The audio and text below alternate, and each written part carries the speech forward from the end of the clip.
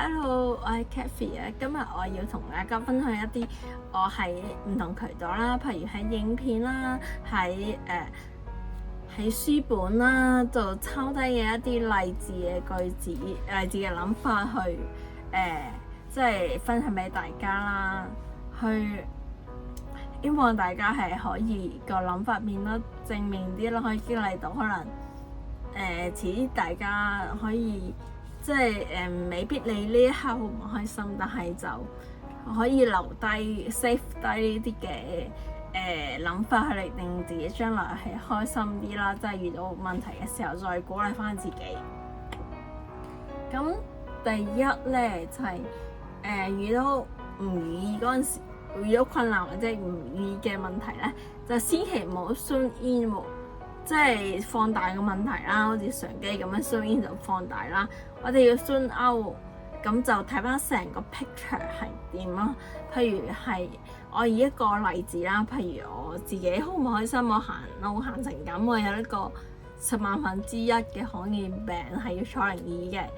咁但係其實係呢個世界上都好多人好慘，譬如係大新世個國家，嗰啲人係食唔飽，係有呢個生存嘅問題啊，即係可能隨時會死啊，有戰爭啊。咁我係咪仲要將自己嘅問題放到咁大呢？可能對比起人哋嘅問題都細，但係我唔好否定自己嘅問題先。咁我就應該睇翻成個圖畫其實原來呢個世界係會有人有呢啲問題係即係好唔開心，係好正常。唔需要話即係特別放大自己嗰一個咯，咁要去 zoom out 睇翻完全嘅圖畫先咯。即係 step back 退一步睇翻原來都正常。我譬如我成日都會覺得形容人生係好似摩天輪，咁佢有低有中有高啦。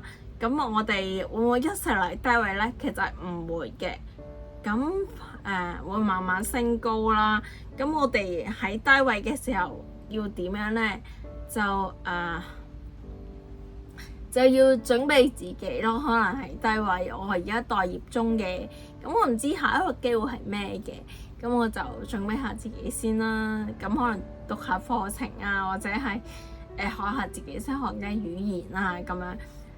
就準備下自己，準備下一個機會，慢慢，我覺得會慢慢升高。咁同埋我都做緊啲運動啦，就希望自己身體好啲，可以第時做多啲嘢，自己想做嘅運動啊，去想去嘅旅行啊，咁樣會慢慢升高嘅。咁呢個人生嘅定律嚟嘅，咁我自己經歷過好多次啦。咁所以我哋要 zoom out 咯，唔好將當前嘅嘢放得太大咯。咁第二咧就係要去同對自己好啲 ，take easy on yourself。就即係唔可以當自己一個朋友咁樣傾偈。譬如我而家係待業中嘅，咁我係坐輪椅嘅，咁我行路唔好係咯，咁成日跌嚟跌去咁樣。咁我要同自己講翻話其實同翻自己嘅 inner self 講話 is okay， 咁係 OK 嘅。咁我係即係行得多啲，練習多啲就會好嘅啦。唔緊要嘅，今次唔得唔緊要嘅。咁要同自己咁樣講先得嘅，即係好似同一個朋友咁講，唔好成日對自己咁 harsh。可能自己跌兩跌就我都係咁噶啦，冇辦法啦。咁唔可以即係其實當下係會唔開心，但係即係都要另一把聲，可能另一個角度去諗翻。其實同翻自己講係我係可以嘅，我係 OK 嘅，今次唔得唔緊要嘅。就即係其實點同自己講嘢就係幻想自己同一個安慰一個朋友咁樣咯，咁就會好啲。咁第三咧就係即係唔好覺得即係有乜嘢唔開心啊，都係自己嘅問題。譬如我而家待業嘅，我係坐輪椅啦，咁我就唔開心。但係唔好成日都覺得我有啲乜嘢問題啊，成日唔開心，我真係好憎我自己唔開心，咁唔得嘅。要承認呢一個唔開心，即係好多人，只要你話10萬個人喺一個情況底下有病喎，失緊業嘅情況下係會唔開心嘅喎，係好正常嘅一件事，唔需要覺得成日係覺得自己有啲乜嘢問題先會唔開心。咁第四就係放低自己一次性嘅成績，譬如成敗得失咁樣，就唔好話放得太大喎。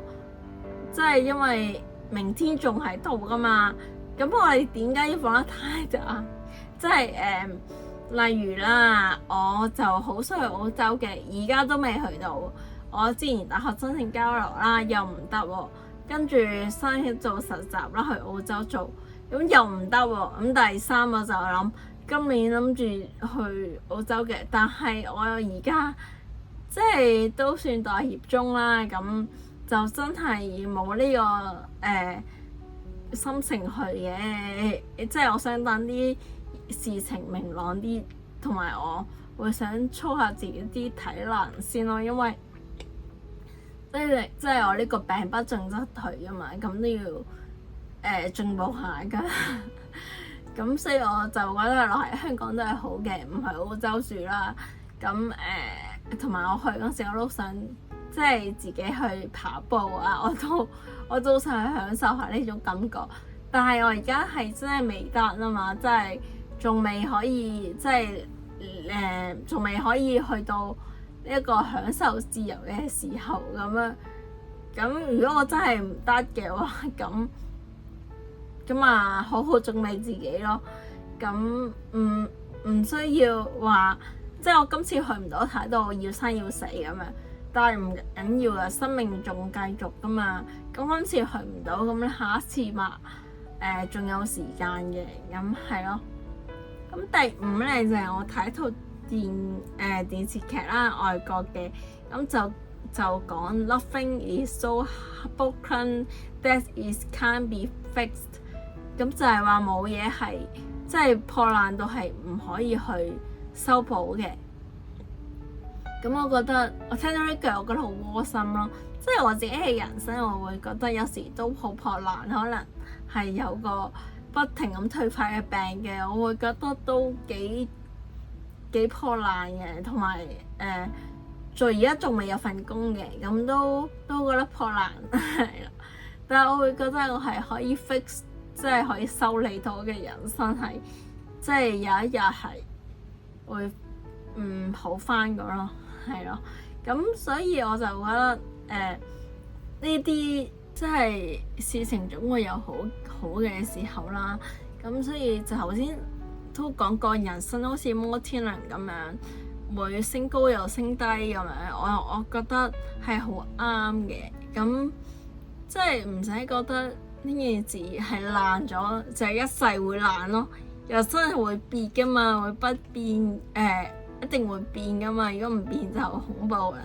譬如話呢個人冇嘢做，跟住佢會變到佢嘢做噶嘛，即係可能係時間嘅問題，即係一定係時間嘅問題。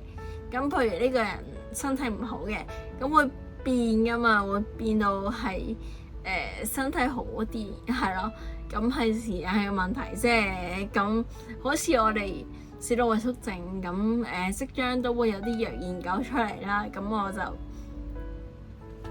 覺得都係即係可唔可以食呢啲藥，都係時間嘅問題啫嘛。食咗可能會好翻咧。咁要俾啲耐心咯。所以係咯，我就覺得即係就算人生破爛都唔緊要嘅，佢一定會 be fixed 嘅，會修理好嘅。咁我最後一個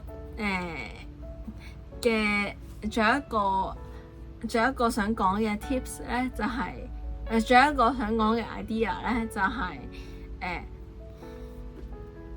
咁我最後一個想講嘅 ideas 咧，就係一定會有最好嘅安排咯。要有呢個諗法先，唔知會唔會有最好嘅安排。但呢個諗法係好緊要嘅。譬如我之前幾年前就冇做緊嘢嘅，咁我就辭即係好唔開心啦喺嗰度，咁我就攞辭啦。咁我就其實商場蝕埋工係好難，咁我就攞辭完之後，我半年都揾唔到工嘅，咁我就即係咁我屋企人嘅鼓勵之下，我就申請返大學啦。因為大學喺我嘅人生清單入邊，我覺得人生一定要讀嘅。佢即係會有住宿舍啦，會有得去交流啦，識到唔同嘅朋友啦。咁我覺得係好開心嘅一件事啊！但係如果冇我痛苦嘅嗰一件事，我唔會有呢件開心嘅事發生咯。所以我會要相信，即係你當下可能唔相信一齊有最好嘅安排。但係我而家退後翻一步去睇翻成個圖畫，我就會覺得一世都係有最好嘅安排，係咯。所以就喺大家每一個困境嘅時候，你都可以咁樣諗嘅，一切都係最好嘅安排咁樣。即係可能下一件發生嘅事係好開心嘅咧。咁係咯，我今日就係想講呢啲諗法去令大家變開心、變正面。今日我就分享咁多啦，拜拜。